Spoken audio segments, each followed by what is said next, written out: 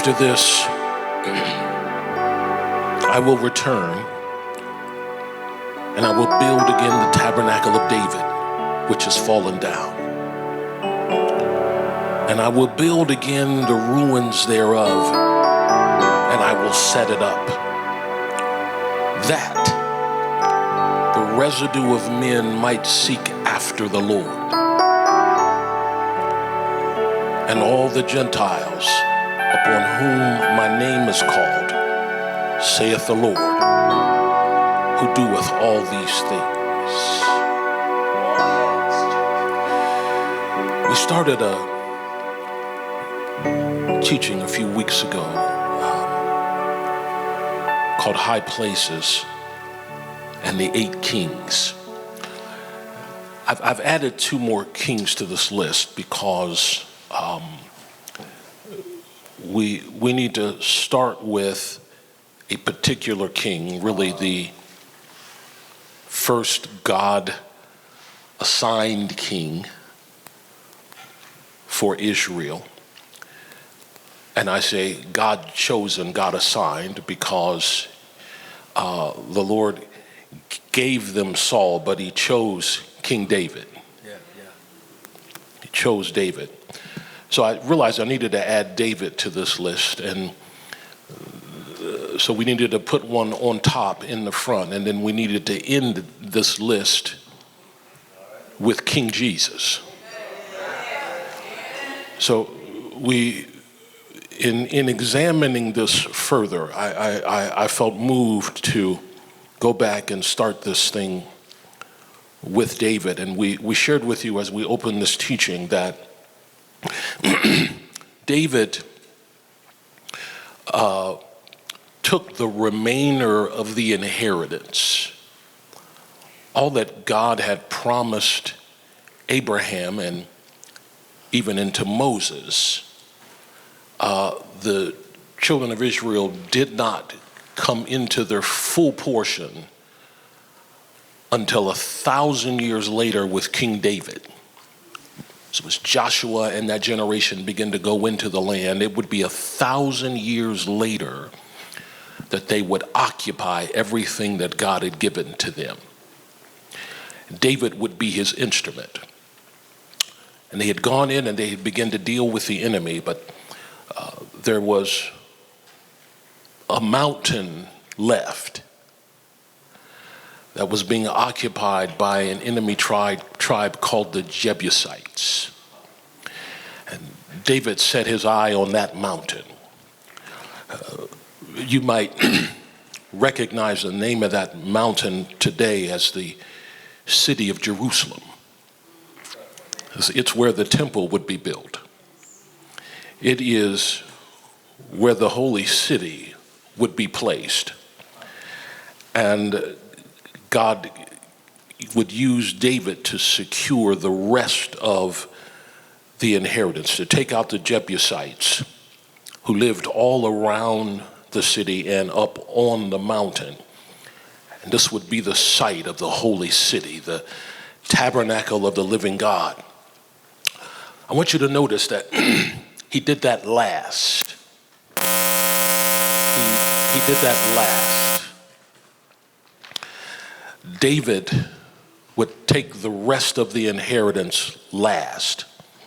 And then God makes this statement, because we know that David set up the temple and brought the Ark of the Covenant in. He ushered in the presence of God into the city. Under Saul, the throne, the Ark of the Covenant, sat way out on the outskirts of the city. He had no interest in bringing the presence of God into the city. He was comfortable with the ark being out on the perimeter. And the word says that under Saul, no one sought God for wisdom. Under Saul, no one sought out his presence. No one would go in before the ark and ask for wisdom. But David, and I believe there are some in this room today, David David wasn't content with the prosperity that he walked in. And he made the statement, how can I live this well and there's no place for the presence of God here? How can I be this blessed and with the Ark of the Covenant sitting out in the country? And so he puts a plan together to bring the throne of God into the city, because he knew that there was a throne that was above his. He knew there was a king that was above him. And he made way for him. And I'll say it again. I believe there are some in this room today with like heart and with like disposition. And God makes this statement because David up on Zion would establish the tabernacle.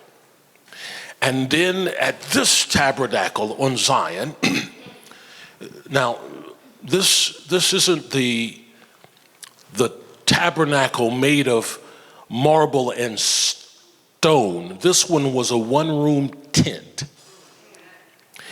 And as they marched the throne of God in, they marched past Mount Moriah, where the tabernacle of Moses had come to settle.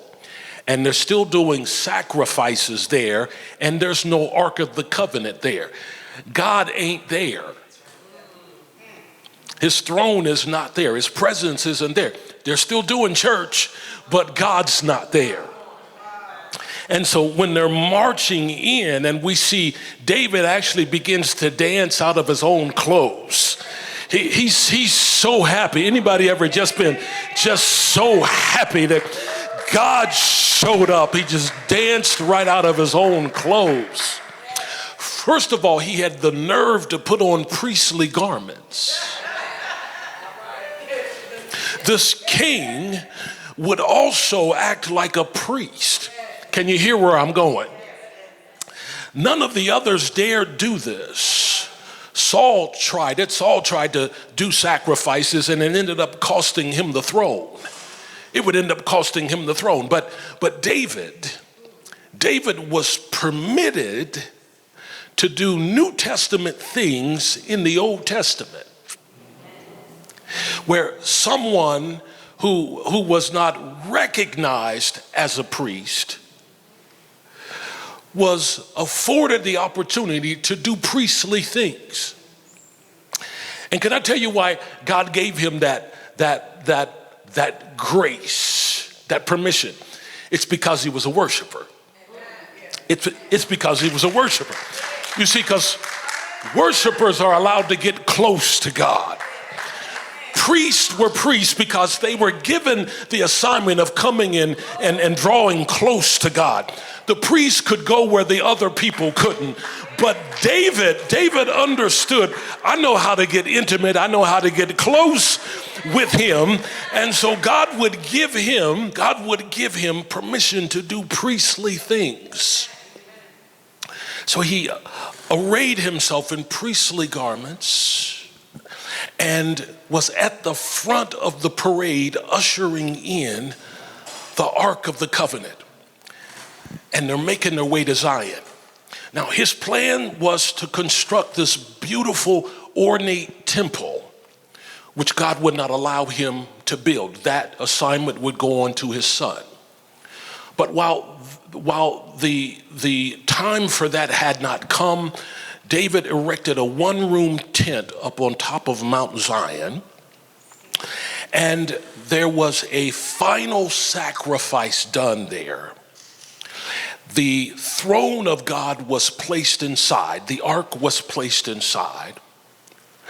And after the one final sacrifice was portrayed, was completed, the sacrifices changed.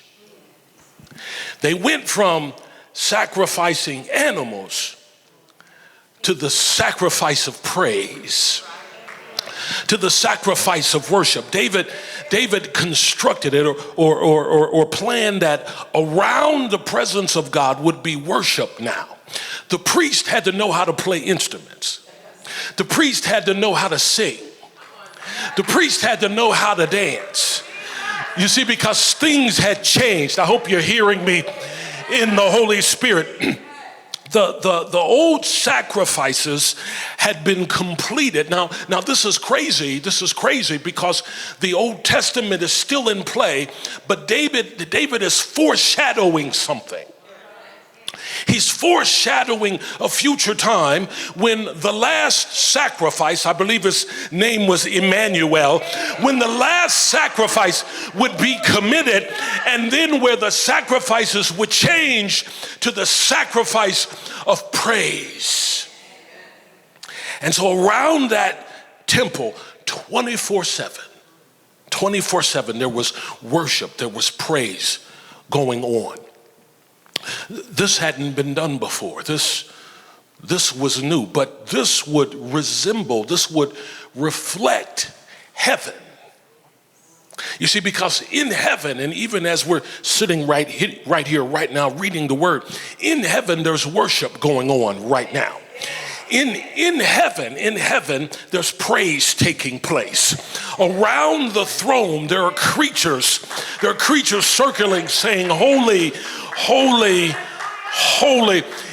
There's an environment there of worship and praise that David was emulating, duplicating up on top of Zion.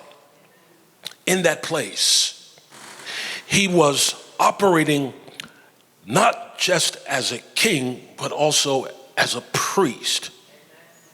Now, he didn't just put this together. You see, and you know the story, how when he was a little shepherd boy, that he would be out in the fields playing on his lute and singing and worshiping. He didn't wait till the big experience. He had a history of already worshiping God in his alone time. And I hope you don't wait to get to church to sing. I hope you don't wait till the corporate experience, because David in his own time made up songs, knew the smell of God, knew his scent. He was a worshiper. While he's watching sheep, he's a worshiper. While he was being rejected from the party, he was a worshiper. He knew God and God knew him. Now, wait a minute. I thought God knew everything. That's not true. God does not know everything. There will be those that come before him and say, didn't we? And didn't we? And didn't I? But he'll say, depart from me, because I never knew you. Oh, I know who you are, but I don't know you. You don't know me. We don't have relationship. We don't have intimacy. I don't know you like that. Have you ever had anybody come up on you the wrong way and you had to tell them, you don't know me like that? That's what we're going to hear that day. Those are some things that some folks are going to hear, where God says, I don't know you like that. And so this David, we had to back up. We had to back up because he set a new order in motion, in play for the church.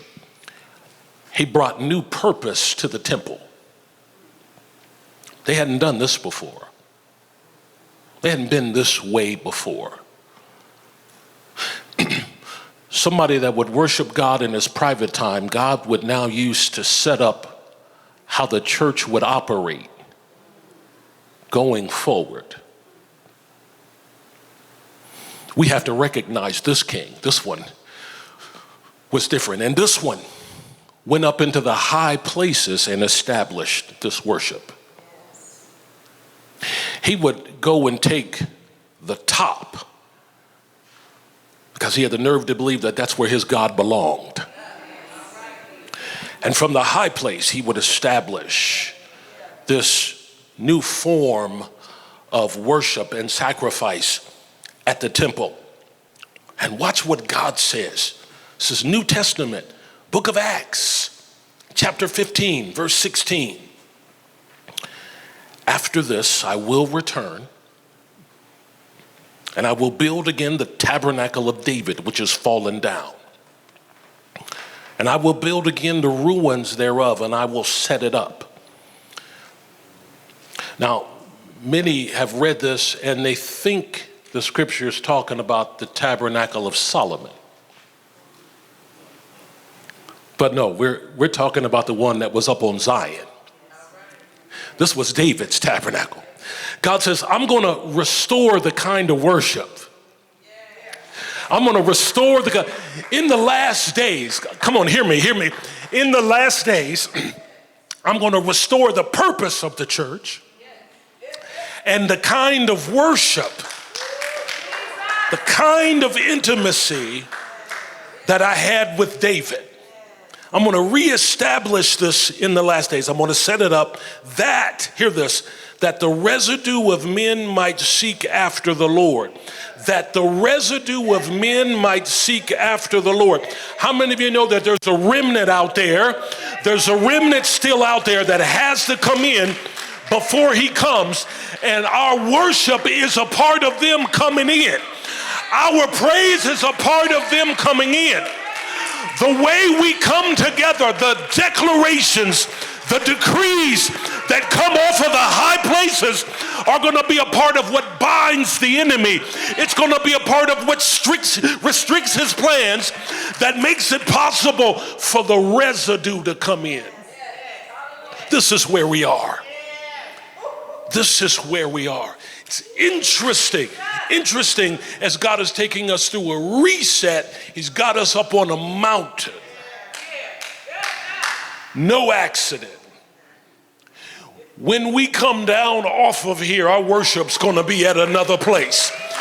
When we come down off this place, we're going to be at another level. Because they're down there. And there's a worship that demons can't survive in. There's a worship that they cannot occupy. There's a worship that confuses them and that spoils plans. There's a worship that is so much like heaven that is necessary. There's a worship that'll make them put guns down. There's a worship that'll make them put drugs down. There's a worship that'll make him take off that dress. There's all, God, you didn't hear me. There's a worship.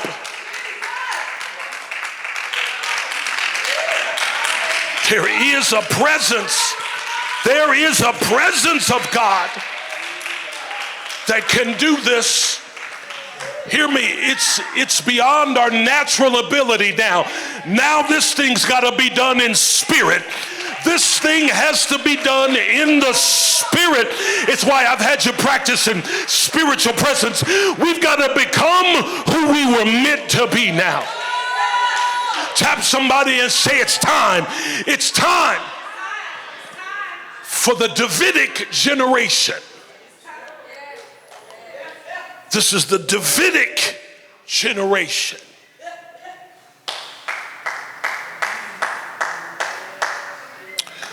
Psalms 149:6 says, let the praises of God be in their mouth and a two-edged sword in their hands.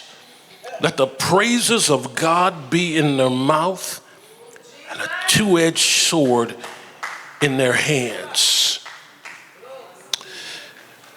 This is about getting the residue now. We're not going to turn and change everything in the world. We've passed that time. We've passed that time. And I know there are those who are still out there saying that we're going to take over, but it's just not in here. Okay, it's not in here. And I'll ask folks, well, do you believe that we've crossed the threshold into the last days? And they'll say yes. I'm like, do you believe the word when it says that as it was in the days of Noah, so shall it be again? How many of you know that Noah didn't change the world? But he brought the remnant in. Brought the remnant in. Now, I'm not saying we don't stay in the marketplace and we don't have impact, because we have brothers and sisters out there that have yet to come. So we're supposed to be in there occupying. But know that it's not about fixing this, it's about drawing. It's about drawing now. That the residue might seek after the Lord. That kind of presence that just makes people drop to their face and start weeping. That kind that'll make a man fall to his knees and say, woe's me, I'm undone, I'm unclean, I can't stand myself. We help usher that in. We help usher that in these last days. Not just about coming to get a good word now, but it's about being. Amen? It's about being. Coming into the power and the demonstration of what the church really is, who we really are. Let's go to Ephesians 6 for just a moment. Ephesians 6. We know that this is so interesting. Saul had the position of king. God gave them Saul based upon their crying out for a king, knowing that his heart wasn't right. God gave him to them. And if you can imagine Saul on the job, in the administration, in the palace, working his assignment as king, wasn't pursuing God, wasn't seeking after God. I don't know what he was doing, but he ends up possessed. I don't know what door he opened, but he ends up possessed. And he's tormented by these evil spirits. And someone said to him, I heard of a boy. His name is David. He plays the lute, or plays the guitar by today's standards. And something happens when he begins to play. Something happens when he starts to worship. The environment changes when David starts playing. Heaven connects with earth when David starts worshiping. So he was told, why don't you bring this young man in, and when you're tormented, just have him begin to worship. And you know the story. As David began to play, as he began to worship, as he began to just hum his song under his breath, the word says that the demons in the room had to leave. The demons that tormented him lifted and had to go elsewhere. They could not stay in that same environment. They were no longer, watch this, they couldn't even torment somebody that wasn't worshiping God. Because the one that wasn't worshiping God was in the presence of God. I hope you're hearing me. Was in the presence of God because somebody knew how to draw his presence with their worship. So David was brought in, and his boss enjoyed peace when he worshiped. It's interesting. God makes this man a priest. He allows him to become a priest because of his ability and his heart toward God. He says, you can come close. The priest had the privilege of drawing closer to God. Everybody else had to stay in the outer court. The priest got to go into the inner court, and the high priest, the Holy of Holies. Anybody want to be a priest? They were the ones that got to come close to God. David came around the back door. He came around the back door with this worship, and God said, I'm gonna let you be a priest too. Come on in here. Come on in here. You know how to touch my heart. He actually said concerning this man is a man after my heart. You're a priest. Come on in here. It was illegal for someone who was not a priest to wear priestly garments. This was not legal. It was illegal for someone who was not a priest to do sacrifices. God allowed him. He allowed him. It was illegal. It was illegal. There was actually a point in his life where Saul was still chasing him before he would take the throne, and they were being pursued, and they came to the location of a temple, and they were hungry. They were hungry, and the priest at that temple said, we have nothing to eat except for the uncommon bread. Well, see, the uncommon bread was the bread that was made to go in the holy place. This wasn't common bread. This was uncommon bread. Everybody else got the common bread, but inside the holy place, that was for the priest. So the priest told David, he said, I only have uncommon bread. But I feel that there's something on you that cannot be denied. I'm gonna feed you like we do the priest. You get priestly food. We're gonna give you the sustenance that comes with being a priest. This wasn't legal. David is permitted and seen as a priest in the presence of God. Now, again, this is interesting because we hadn't seen this since Melchizedek. We hadn't seen this demonstration since Melchizedek, somebody who was both king and priest. God is allowing him to be a forerunner and to foreshadow what is yet to come. He loved David, even though David messed up. That's for somebody. Even though David messed up, he said, he's still a man after my own heart. And he said, I'm going to establish your throne forever. I'm going to establish your throne. Watch this. Jesus is going to sit on David's throne. He would come out of the lineage of David. That's why they called him the son of David.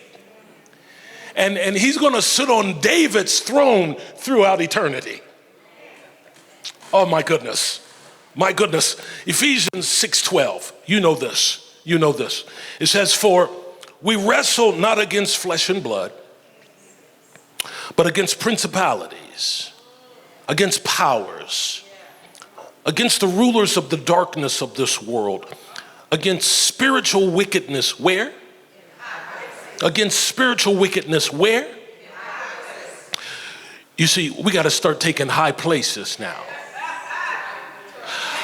Our worship's got to come up to another place now. We need to understand who we are and start operating up here. We got to start acting, we have to stop acting carnally and move into the spirit part of who we are. Because the battle's in the spirit realm. And there are things that God will have you do in the spirit that don't make sense, but they'll loose a result. Enemy wants us fighting down here. He wants us fighting carnally, wants us crying, wants us weeping, wants us weak. But oh, for those who understand who they are in the spirit. in the spirit and aren't just coming to church for a natural experience, but a spiritual one. And to be a spiritual experience. I need you to help me with this. Turn to somebody and say, you are a spiritual experience. That's who you are. That's who you are. So David becomes an example, and his story, it wasn't put in the book of 1 Peter. It wasn't put in the book of John. His story wasn't put in the book of Mark. But of all books, in the book of Acts.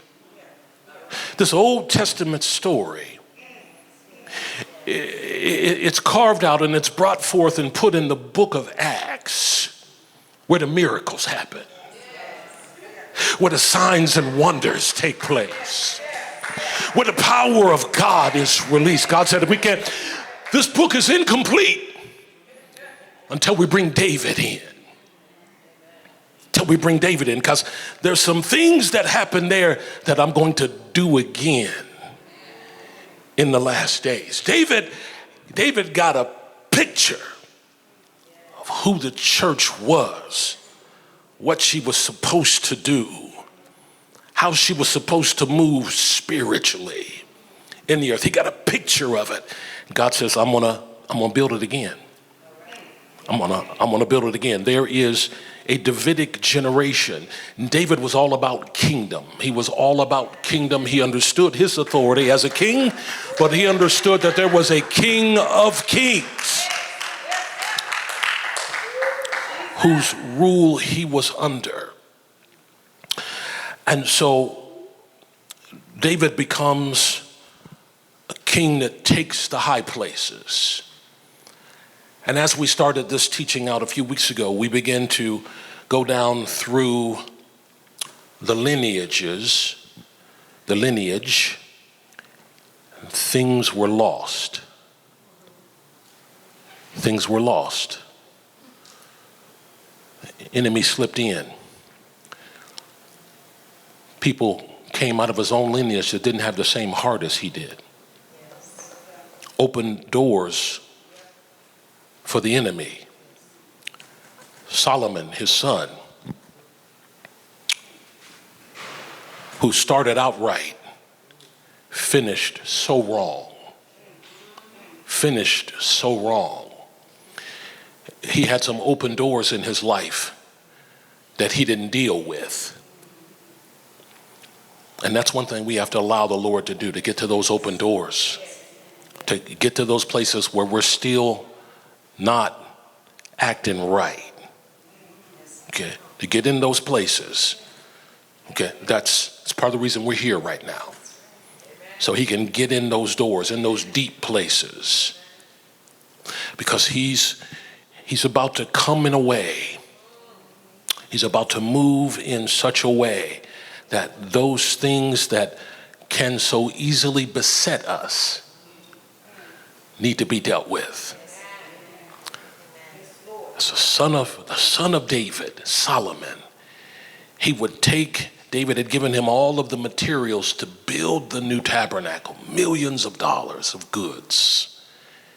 He builds the tabernacle. He even does a wise thing by asking God for wisdom to rule his people. God blesses him. He blesses him. And he said, I'm even going to give you what you didn't ask for. Anybody else would have asked me for new cars, new houses and riches, chariots with spinners. But you asked me for wisdom. So I'm going to give you all the stuff you didn't ask for. The horses' tails, you guys, had fuzzy dice on them. Okay, Solomon's horses, his tails had fuzzy dice on them, okay? Everything he didn't ask for. But still there was an open door for the enemy. Lust. Lust. And the things that happened with David begin to dwindle. They begin to dwindle. There were some good kings. There were some good ones. We went down through a list of them. Give me slide number one. I'm sorry, slide number one, please. There we go. Asa, son of Solomon. He was a good king.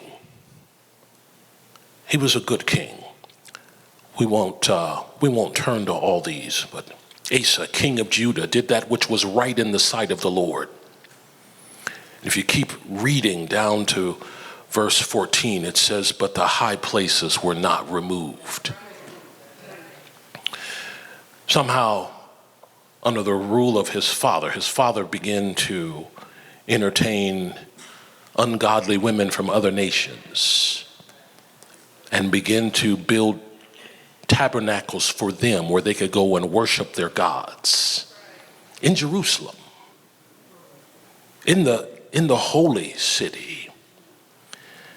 It says, but the high places were not removed. Nevertheless, Asa's heart was perfect with the Lord all of his days. Hear this. Asa was a good man. He was right with God, but he was okay with the high places still being occupied. And let me go over here. He was okay with church as usual. He was okay with that. He was all right with people going up and sacrificing to demons under his rule and under his authority. Well, that's okay as long as everything's right with me and God. If everything's good with me and God. You see, the enemy had come in and taken that territory. He had taken that territory. Next king, Jehoshaphat. You all know the story of Jehoshaphat. And it's interesting how he was in a skirmish with the king of Israel. Now keep in mind, these are kings of Judah because the kingdom has split. These are all kings of Judah. Why would the Lord concentrate on the kings of Judah? Why would he concentrate on them? Because Israel had already been taken over by the enemy and dissolved. In the northern territory, because there was a split after Solomon, Israel went north, Judah went south. And Israel from the north was taken over and dissolved, I believe in the 1700s, I believe it was. I'm sorry. In 721 BC, Israel was scattered. Today we call them the lost tribes. The lost tribes. So God here, he's dealing with Judah. The southern portion, made up of the tribes of Judah and Benjamin, they're called Judah. These are the kings of Judah. Why does this have God's attention? Why does this particular tribe, hear me in the spirit, why does this particular tribe have the eye and the attention of God? And that's because Judah means praise. Judah means praise. This one, God wasn't going to allow anybody to come in and take over. This one would stay together. This would be the tribe that Jesus would come out of. This would be the tribe of the New Testament priesthood. They wouldn't come from Aaron. They wouldn't be Levites. They'd be Judites. And David preceded this day, being of Judah. He's a king and a priest. He's a king and a priest. This was a foretaste of what was coming, because there was another king yet to come. We call him the Lion of the tribe of Judah, who would also be both king and priest. Not just priest, but the high priest. So this thing wasn't right. This wasn't right. Jehoshaphat. And he walked all his days as Asa, his father. He turned not aside from it, doing that which was right in the eyes of the Lord. Nevertheless, the high places were not taken away, for the people offered burnt incense yet on the high places. Let me explain to you what that means. They're just carnal Christians. Are you hearing me? You're just carnal Christians. The high place ones know and understand the necessity of moving in the spirit, of coming into that high place where I'm not just doing carnal things, because like we just read, the spirit, the battle is not with flesh and blood, help me, but it's with principalities and powers and spiritual wickedness in. We've been fighting battles and the enemy's got the high place. And the church is still caught up in foolish carnal things. Foolish carnal things. This isn't just about us going to get a good word. Okay, church isn't just about going to get a good word. It's not about having a nursery, clean bathrooms, or are they given snacks after service? Now, praise be to God, we do all those things. But all of those things are to help us get into the spirit so we can do some damage, so we can move up into those realms where the principalities are. It's sad because we're still behind on this thing. Oh, but we've moved into the day.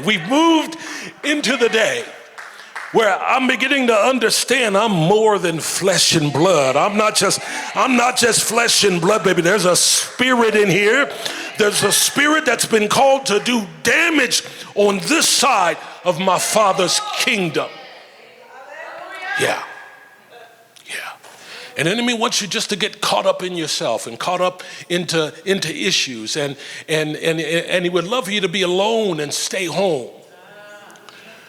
But oh, those who know their God, the word says, those who know their God shall be strong and do exploits in these last days. He doesn't care about natural fights. The enemy doesn't care. He wants to continue to fight the church on a natural level compared to a spiritual level. But somebody repeat this after me. I'm going up Zion. Zion is calling me to a higher place of praise, to stand up on the mountains and declare that Jesus reigns, to tell all the people that Jesus Christ, he reigns. Zion is calling me to a higher place of praise. Understand the spiritual side of life. The spiritual side. A priest, you've heard me share this with you when we did this teaching. A priest knows how to move in and out of both realms, both the natural and the spiritual. A priest knows how to move between both realms, whether he's a priest of God or a priest of Satan. He knows how to do that.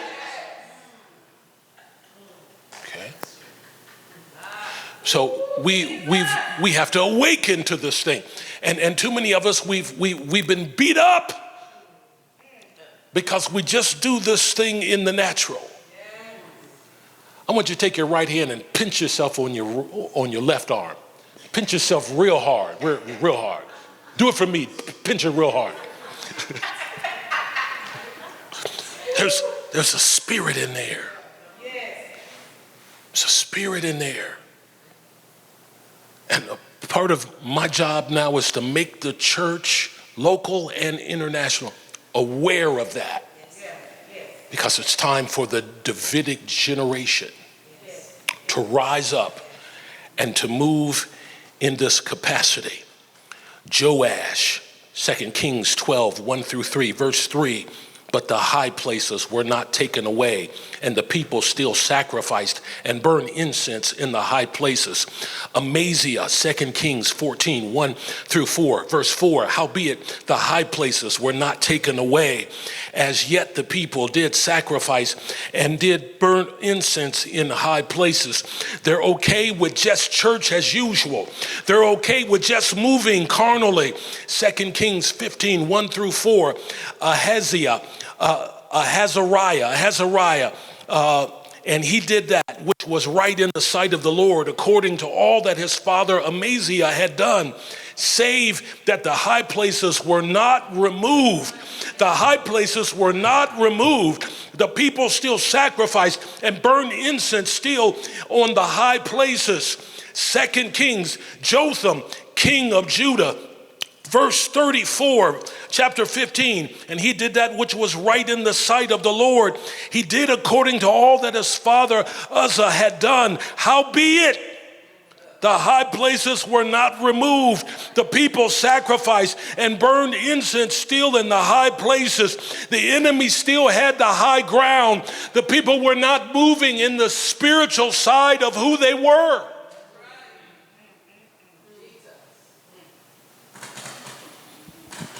So this is about coming out of just being a carnal church. Listen, if we're just going to be carnal, I don't want to do this anymore. I don't want to do this anymore. If we're just going to be that kind of church, there are plenty places you can go. But I'm ready to do this thing. I'm ready to become that son of God. That son of God. Moving in the dimensions that the book of Acts, where David's story was placed, talks about. Ready for those things to become a regular part of who we are and what we do. Again, these 6 kings, all kings of Judah, praise. But it's interesting, the first one took the high mountain and established praise on it 24/7, and they let that thing slip, and they became okay with just church as usual. The worship this morning was good. The praise this morning was good. I can't speak for you, but I was up there doing warfare. I was out there. I saw my words going forward. I saw things being accomplished. I saw walls falling. I saw mountains being moved. You can't tell a mountain to move if you haven't climbed one, if you haven't gone up on one, if you haven't established authority. So I want to move us into this next dimension. I want to move us into this next place. Why? Because there's a residue out there. There's a residue out there. And the new high priest, I'm going to wrap up here and we'll pick up again. He operated this way. The New Testament high priest, and we'll see, he loved hanging out on mountains. He loved hanging out on mountains. He would go up there and spend time alone with his father. That's why he came down and said, oh, you can speak to that thing and it'll It'll just move. I've been up there. I've subdued it from the top down. So all you gotta do is speak now. Speak. And so we'll pick up with him. We've hit David, we've hit the other 6, but we're about to hit number 8. 8 is the number of new beginnings. Tell somebody something new is coming. Tell something new is coming in these last days. It's about to be released, and we get to be a part of it. Come on, praise him right now. I said we get to be a part of this. We get to be a part of this thing. Oh, this is about to get gooder, and good. God bless you. Heaven smile upon you.